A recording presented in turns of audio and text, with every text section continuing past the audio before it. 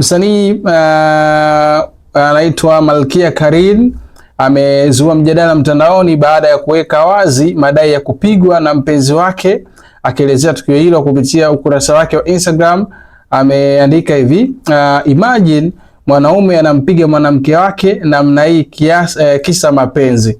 Tena mwanamke asiyejua ugomvi wala kupigana, na nimepigwa usiku nikiwa helpless, sina nguvu wala hakukuwa na mtu mwingine yoyote wa kunitetea. Aliendelea kueleza kuwa mtu anayemtuhumu kumfanyia ukatili huo ni baba wa watoto wake, akidai kuwa ameamua kumfanyia vitendo hivyo. Hivi ndivyo ambavyo ameandika: hivi ndivyo baba wa watoto wangu ameamua kunifanyia, namwachia Mungu, namwachia Mungu, lakini naumwa kichwa, mwili mzima, nimegongeshwa zaidi ya mara 6 ukutani, aliongeza na Malkia Karin.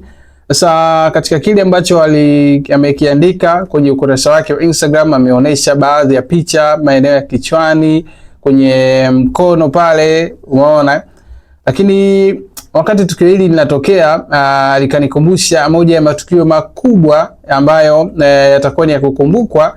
Ilikuwa ni tarehe 24 mwezi wa 9 mwaka 2025, ambapo mwanamuziki huyo wa Bongo Flava Malkia Karin alivalishwa pete ya uchumba na meneja wake Zack, ambaye pia ni mpenzi wake wa muda mrefu, tukio ambalo lilijiri baada ya miaka 4 ya wawili hao kuwa kwenye mahusiano.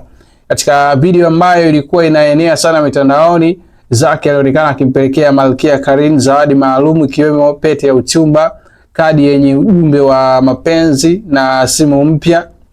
Wakati wa tukio hilo, Malkia Karin alikuwa gym akishuhudia hatua hiyo ya kipekee kutoka kwa mpenzi wake. Mashabiki wake walionekana kufurahia tangazo hilo, na wengine pia walimpongeza kwa jinsi ambavyo alikuwa na uvumilivu wa kwenye safari ndefu ya mapenzi waliopitia na meneja wake ambaye pia ni mpenzi wake. Hapa namzungumzia Zack. Tukio hili liliashiria mwanzo mpya wa maisha yao, huku likitarajiwa sherehe kubwa ya harusi ambayo watu wengi walitarajia kwamba huenda itafuata.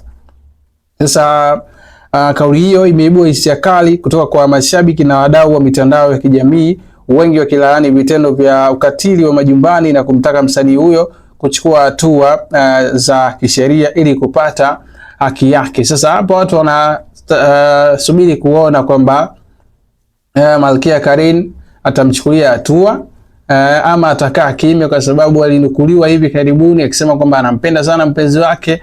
Alielezea jinsi ambavyo alikutana yeye na mpenzi wake mpaka, yani kwa maana ya kuwa meneja yake, mpaka kuwa kwenye mahusiano.